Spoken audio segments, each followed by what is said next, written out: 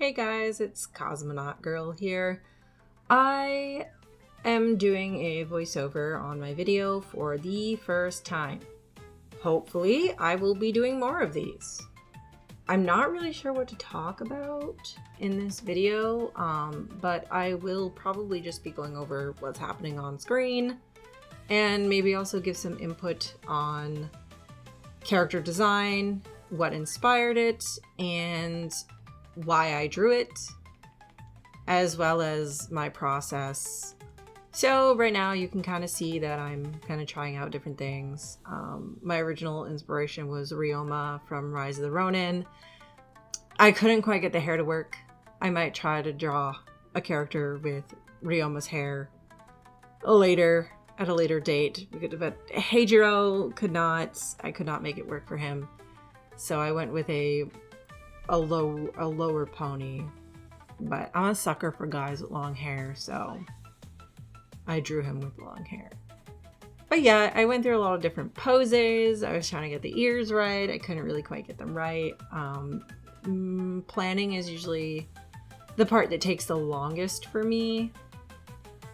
Yeah, it's kind of hard for me sometimes to come up with poses on my own. So I do go on to Google.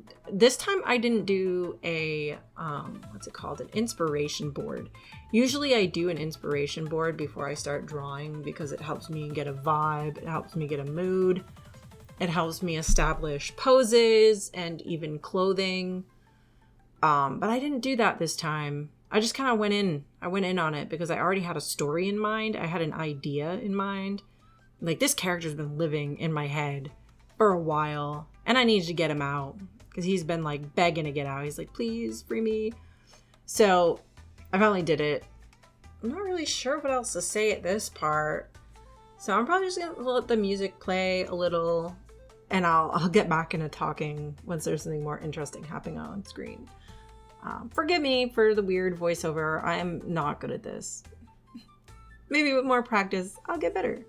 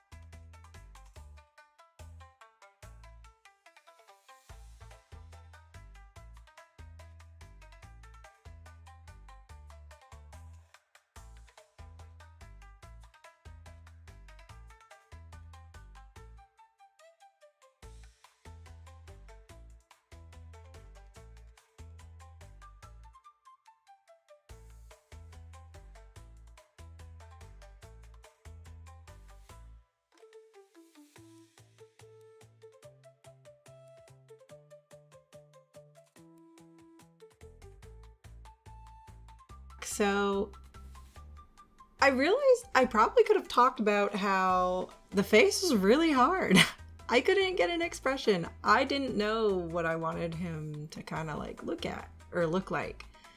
I ended up settling on a smug look, I think, or like an intimidating look. But I guess I can go into now more about like face design, because there are like markings on his face that were definitely inspired by like Okami. Yeah, I don't know. I kind of made him look like smug or grumpy.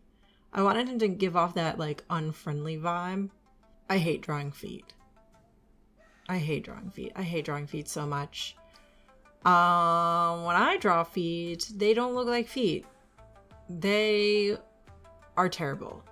And I'm sorry that you have to be exposed to these nasty dogs that I drew. But yeah, I'm gonna let the music play now, and then I'll get back into it probably when I start coloring.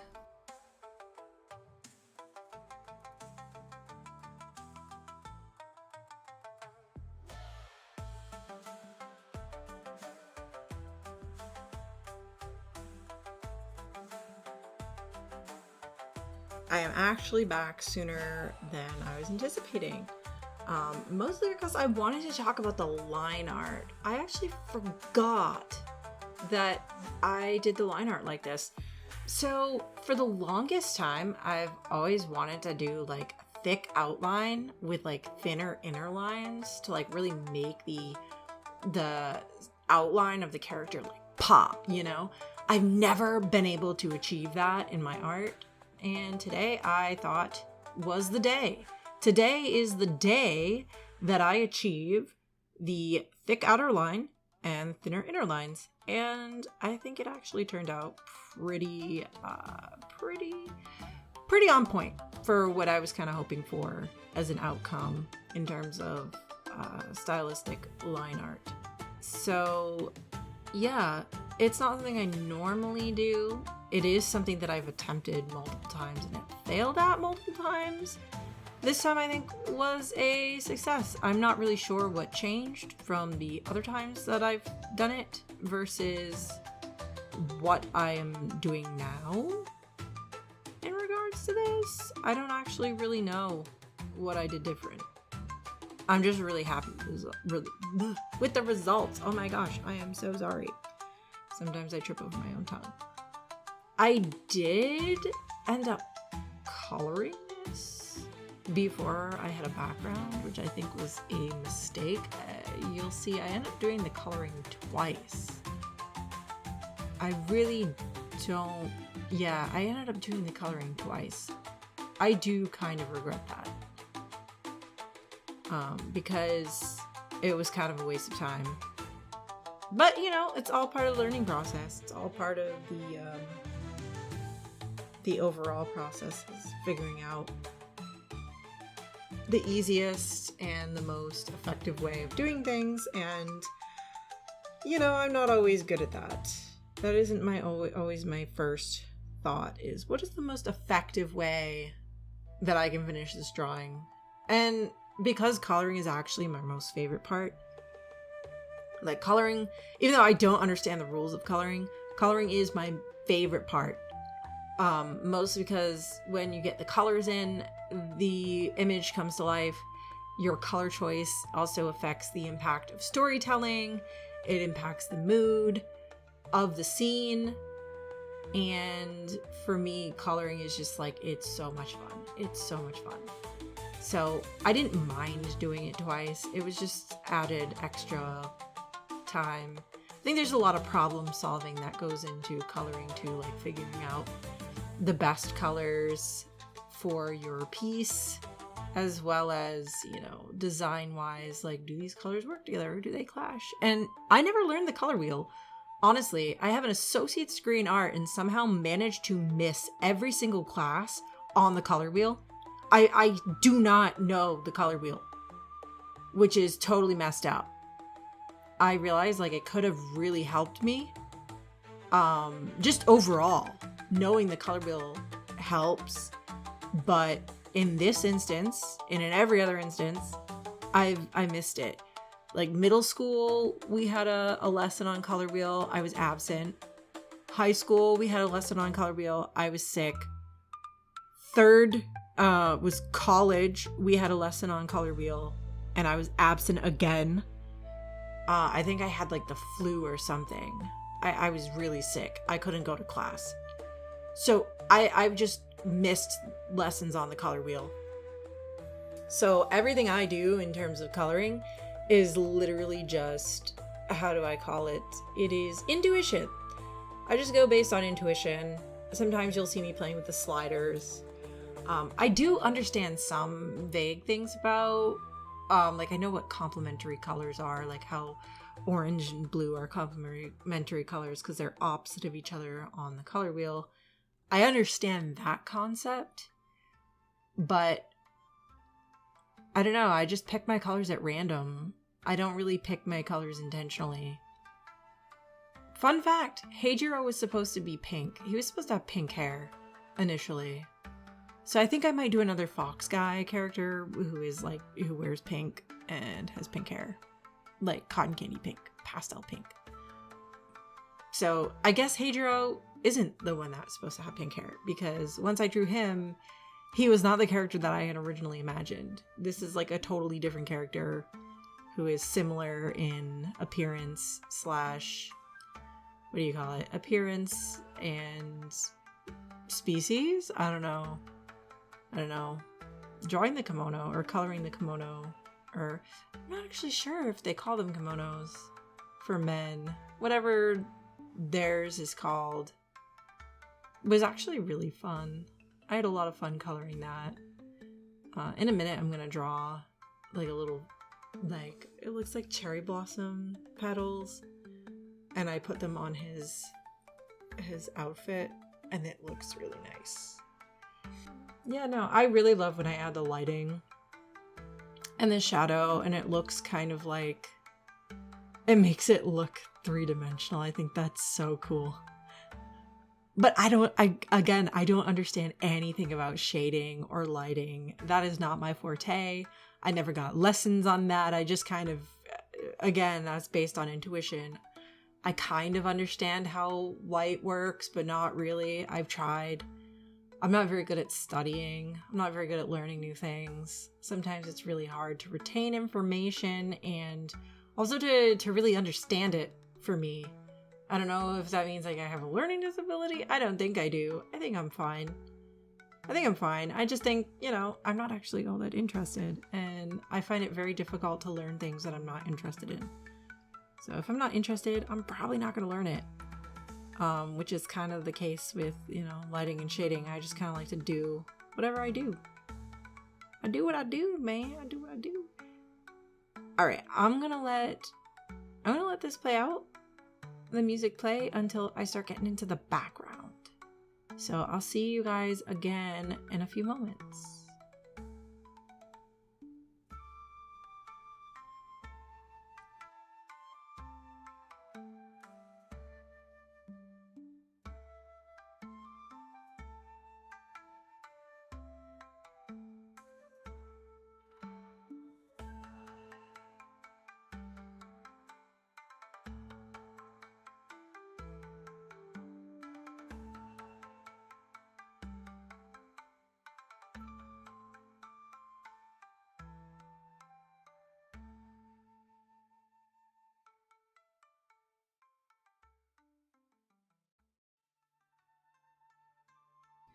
Now that we're on to the background, I want to talk about my process here.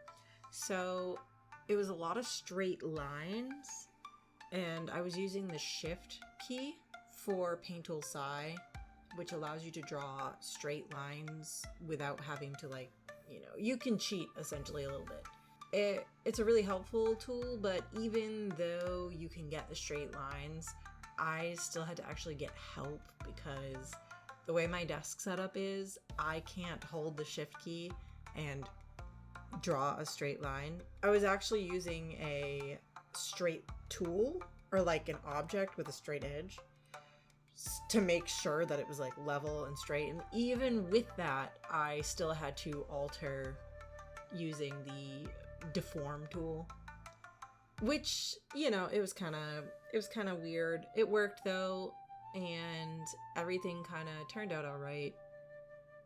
There was a lot of silly business. I'm not the most effective, and I use a very primitive program compared to Clip Studio, which is what probably a lot of people are used to looking at.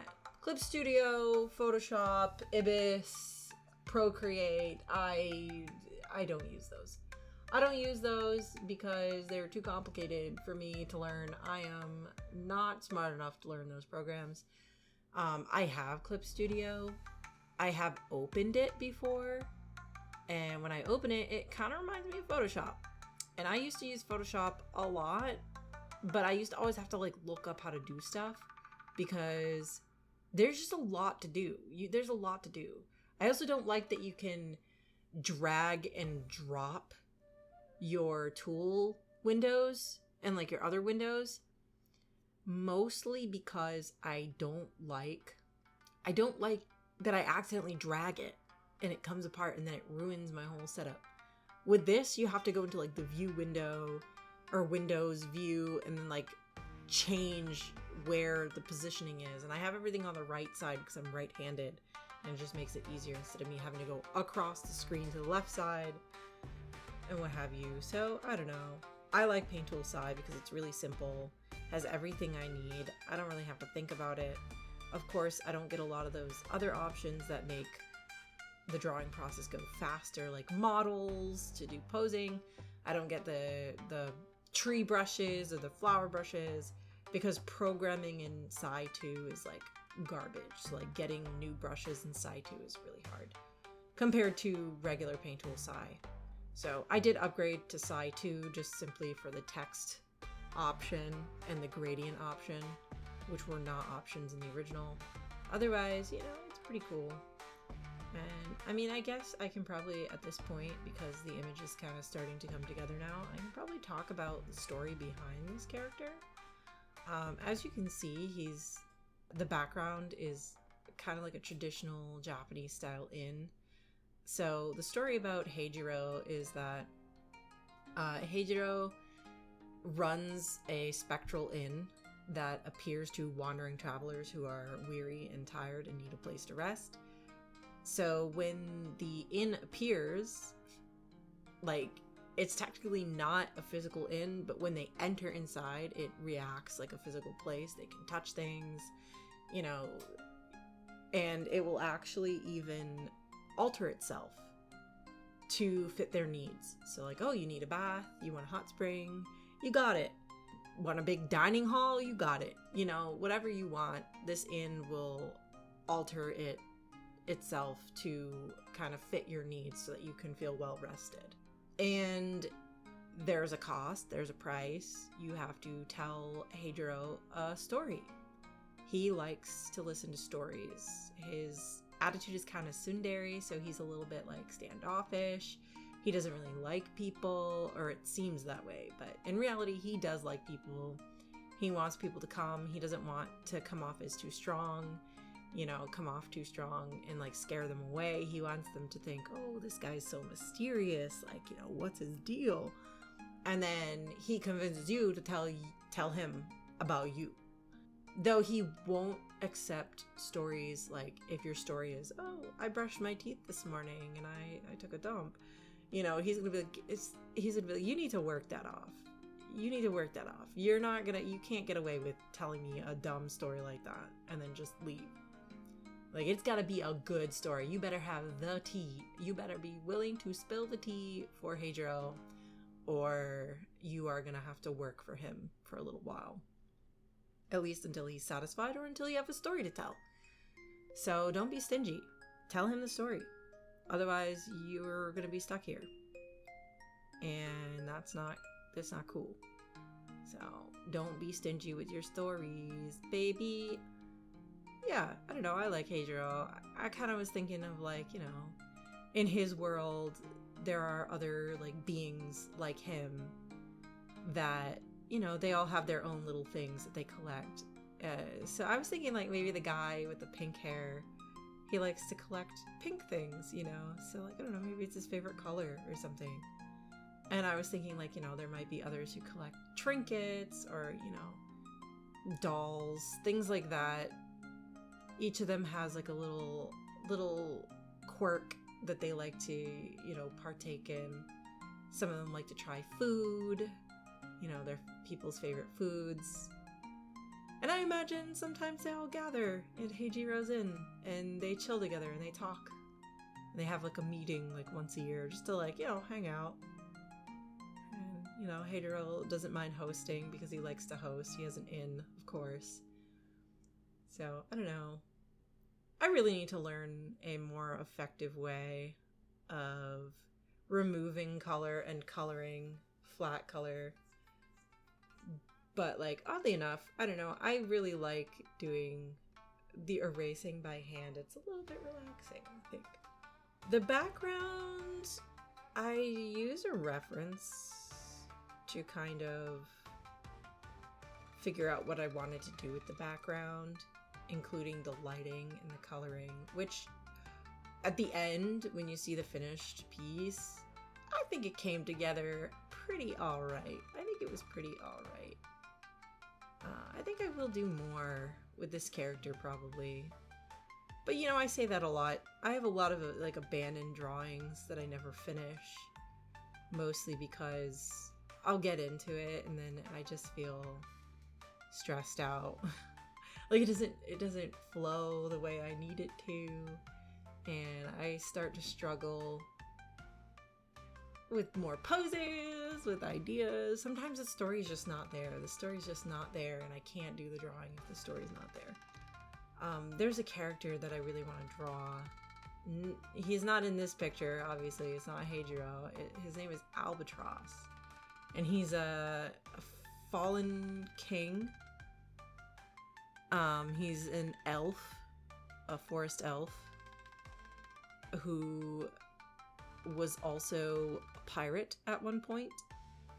It's part of my novel that I'm writing, and I want to draw him, and I have abandoned like at least 3 drawings of him because I just don't have a story behind the drawing.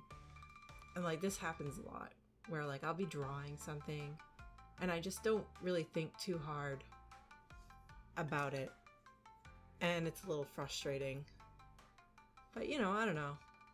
I think I'm gonna stop rambling for now and let the video kind of finish up with some cool music. So enjoy, and please like and subscribe and leave a comment and tell me what you think. If you want me to do more voiceovers with my silly ramblings, feel free to leave a comment about that and I will consider it.